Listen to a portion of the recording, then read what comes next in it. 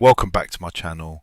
Tonight I have a story that will make you question everything you think you know about memory, about identity, and about the very nature of reality itself. So dim the lights, put on your headphones, and prepare yourself for a tale that will stay with you long after the video ends. This is The Memory Thief. Dr. Sarah Chen had spent her entire adult life researching memory. As a neuropsychologist, she believed that key to understanding human experience lay within the intricate networks of the brain where memories were made stored and retrieved. Her lab office was filled with scans of brains she had studied patients he had tried to help, and the constant hum of machines that probed the depths of human recollection. But at night, as she is alone in her lab at 2 a.m., staring at the monitor showing her latest patient's brain activity, she felt tasked though something was watching her back.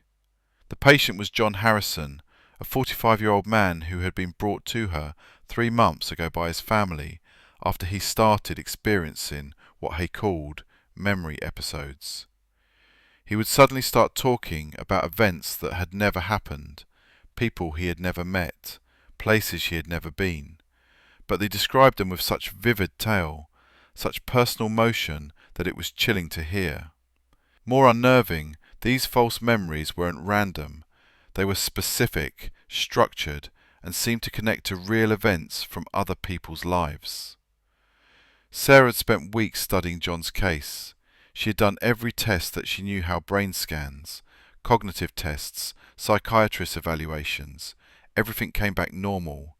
His brain showed no damage, no disease, no chemical imbalances. Yet the memory episodes were getting worse. Tonight he had described in horrifying detail the car accident that killed 12-year-old Emma Reynolds in July 2019. He spoke as though he had been there, as though he had watched this tragedy with child was not even his. He had never met the family. He had never been within 1,000 miles of where it occurred, but he could describe the smell of burning rubber, the crack of glass, the way Emma's mother had screamed.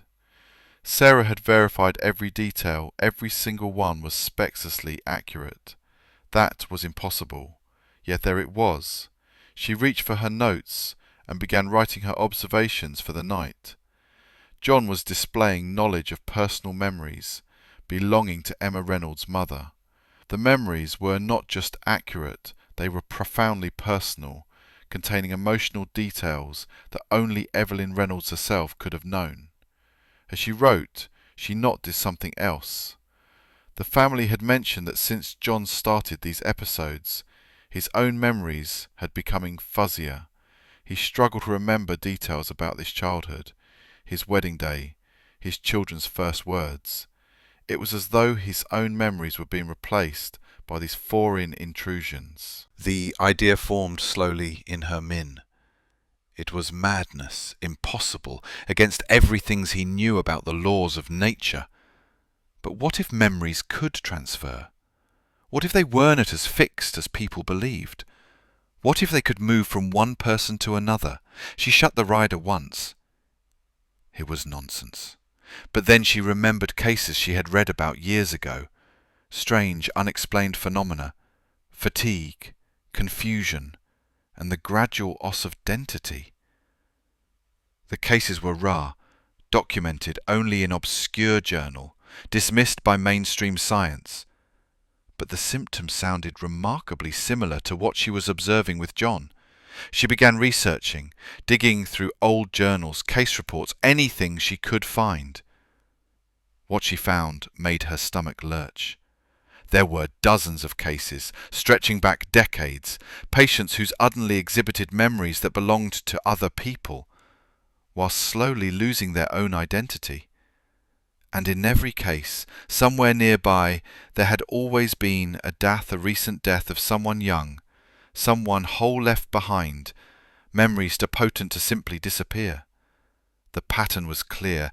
Even if the mechanism was impossible, somehow there was a connection between their recent deaths and the memory episodes. But there was a more singular pattern. In the cases where the phenomenon was most intense, the patient wasn't just experiencing foreign memories. They were being drained of their own, slowly left us empty, the cells filled with the live experiences of the dead. Sarah spent the rest of the night reading case reports and medical files. Each story was more terrifying than the last. Patients who gradually lost everything that deafened them, their personalities, their memories, their identities, until they were little more than living repositories for the experiences of those who had. But the most chilling aspect was what they all found. In for every case where the patient had been studied long enough, the researchers themselves had begun to experience the same phenomenon. Dr. Michael Northcott, 1987, Dr. Elena Vasquez, 1994, Dr. Rebecca Goldstein, 2003. All brilliant researchers who started studying the memory transfer phenomenon.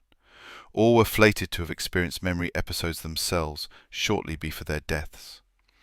Their final notes all described the same sensation, a feeling that their own memories were being pushed out, replaced by the experiences of their patients. Sarah felt cold realize, a shame washing over her. She had been studying John for 3 months. She had spent countless hours observing his stories of false memories, listening to his recount of Emma Reynolds' last moments, and in recent weeks she had beginning to know his gaps in her memory. Tiny there sat first. She couldn't remember what she had fought in the last Tuesday. She couldn't recall the name of the coffee shop where she met the husband on their first date. She had attributed it to stress over work, the typical lapses that happen to when you're exhausted. But now she understood. The process had already begun. The memory of Emma Reynolds' death was finding its way into her mind, pushing out her own experiences. And as she realized this, she felt to Suryoff. All that was not her when. It was the terror of a 12-year-old girl watching a SEM truck lose control and heading straight for her. But the truth was worse, far worse. As she struggled to clear her head, fighting off the intrusive memory, Sarah suddenly understood what had been happening all along. She rushed to her computer, gasped through her own notes, those of other researchers, the case she had covered. The pattern wasn't what she thought. The patients weren't victims. They were conduits, and someone, something, had orchestrated this whole situation on. Someone had been deliberately creating these memory transfers, had vesting emotional unto these young victims. What had appeared random was in reality meticulously planned. The deaths were not accidents at all. They were mudders, designed to create powerful traumatic memories that could be harvested from unwitting intermediaries. Her hands, her cock, as she realized John's own role in the conspiracy. He was not a vict. He was an accomplice or even the perpetrator. He had played the role of the confused patient perfectly, drawing researchers deeper into the process, allowing whomever was behind it to collect not just the memories of the victims, but also those of the researchers themselves. John was accomplished the actor, and everything he described about Emma Reynolds' death was struck because he had been there to have killed it. But what made it worse was that she now realized he hadn't stopped with Emma. There were other names in her notes, other victims, other memories, dozens of them. And each time he had found a way to pass the other memories along to someone like he, someone who would become obsessed with understanding what was happening. He had been harvesting the experiences of his victims, the experiences of their families, and now of the researchers themselves. But why? That was the most terrifying of all. John led nodes around this a conspiracy. The truth was that we ags using the stolen memory for something imaginably worse. The office light suddenly flickered. Sarah rose from her chair, her heart pounding. She had been along in the building, had locked the door hers. None should have been about to get in without the alarm system detecting them. But as it turned, she saw John Harrison standing in the doorway of her office he was milicing. "Dr. Chen," he said, his voice is calm, almost faith, hey. You've been working later in tonight. You've figured Autumn out, haven't you? How you know she whisper, how do you get in here? John closed at her desk, fingers stretched as she noticed for the first time that his pupils were redilated unnaturally, also most black. That's hard part, isn't it? Understanding that everything about your identity is quite a malleable's. You thought. More striking is the awareness that those memories you think define you have actually never belonged to you at all. We were the ones who put them there. Sarah backed Agus the eel. Who's we? Who are you? John's smile widened, and she saw his eyes change to colour, going from brown to then blue, then back to brown, as though she was watching different people flickering behind his gaze. We're the ones now. You has been memories first hand, he said softly. We're the ones you have been studying, all along. Sarah, Dr. Chen researches you. You are not the first to discover the truth, but there's something very important you haven't understood yet. These memories you've been so separately analysing, understanding the personal, intimate experiences of people who have passed, they already belong to you. They have for years, decades in fact. And has he heard these words? A realization crashed into her mind with such force that made her knees giving way. She wasn't Dr. Sarah Chen. She never had an N. The life she remembered, her childhood, her education, her career, they were constructing on memories taken from other people, combined and woven to identity. There was not been dead for 10 years, killed by John just like all the others. The person she thought she was did not exist. She was nothing more than a collection of stolen memories housing in temporary consciousness made up of the experiences of John's victims. And as this wrath settled in on her, the memories that were another started to fade.